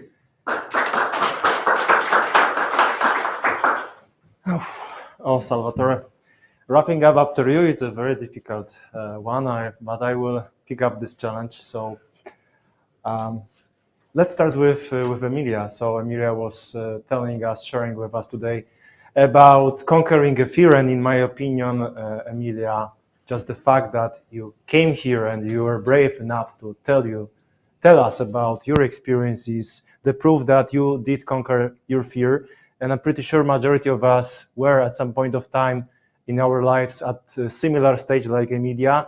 And in my personal opinion, it's not like maybe conquering a fear, but if you make the fear your friend, it might be a really important and powerful fuel for your transformation, and it can help you out in many different things in your personal and professional life. And then we had Tomek, and I remember our first discussion with Tomek around CBRE talks and what kind of topic he can present. So just this discussion is a great proof that even though you think you are not learning, just by being passionate about some things, you can actually learn. You just have to kind of realize that you're actually learning. So just my personal note to Tomek, thank you for bringing up the anime. I'm also a huge fan, and I've been watching anime for over 10 years. And actually, I'm very honest, I will be transparent. It is a very important part of my life, and it gave me a lot of interesting lessons. So then, similar, but yet a totally different angle on learning. It's about Slava. Again, we had a discussion with Slava around the topics. So thank you, Slava, for joining and trusting that this is something, again, you can learn from. I didn't know that checkmate means king is dead. So just, thank you for that. And thank you for sharing with everybody the fact that Just by doing some simple things, you can learn some stuff. You don't have to go to Mount Everest to learn something, to experience something. You can do some simple stuff and just experience that. Piotr, so I will be straightforward. Simple hacks. Sometimes it's about simplicity. So simple hacks, you don't have to over-exaggerate that. Simple hacks, and you can gain a lot of time, which you can utilize in many different ways.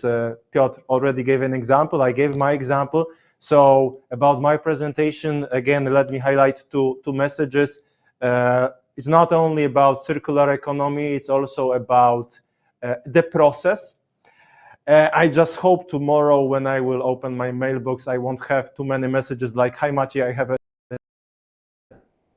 that when you can do that for me." It's not like I will decline, but yeah, I just need to speak more with Piotr about how I can have more time to do that. So yes, if you have a chair, we can speak about that one.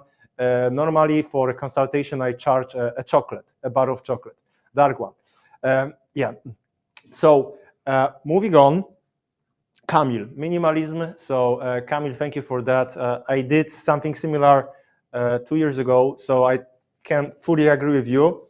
The hidden message is, of course, on top of the fact that you have less stuff to clean in your apartment, and it's like kind of nice and tidy, and when you invite your friends, you don't have to be ashamed of the mess which is around. There is a hidden message. It's about the stuff is not controlling your life. The stuff you buy is more about to help you out in improving the quality, the experience of the life you have.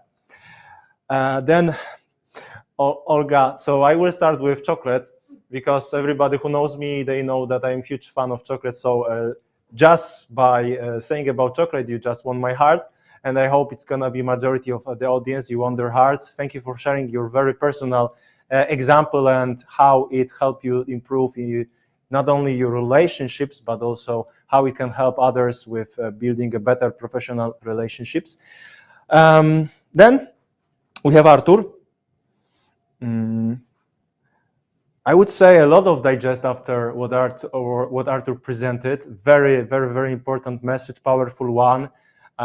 Sometimes when we are speaking with somebody and there is a fight starting, we have to have a stop and remind what Artur told to us. Definitely a powerful one. So then when such a thing will happen to me, I will take a lesson from Salvatore. I don't yet remember all of those steps, Salvatore, but I will remember to breathe, and then I will just follow the next steps you mentioned, and I will try to be very resilient. And speaking about resilience, I promise you the last anecdote. So it purely reminded me of the process of creating the katana, when it's like you have to, not sure what is the verb in English, but you just simply, try to make a katana. You forge it. I believe this is the proper verb. You forge it around 8-9 times. So it's, I would say, pretty much similar with resilience, the way you can build it over years, and it's not just 8-9 times, it's a continuous process. So you should be aware that once you start, there is no stop. So before you will take on Salvatore's message and advices, and you will start building your resilience, just ensure you have a lot of chocolate to fuel your stomach and your inside energy system. So again, thank you to all 9 brave speakers, and I would like to invite everybody onto the stage. Just let's try to squeeze into this small area. Let me also invite our sponsor, Greg. Yes, Greg. And also our trainer, Mr. Jarek. So then we can have, we can be on everybody's screen, we can wave, and they can give us a big applause. We can give ourselves a big applause for inspiring each other.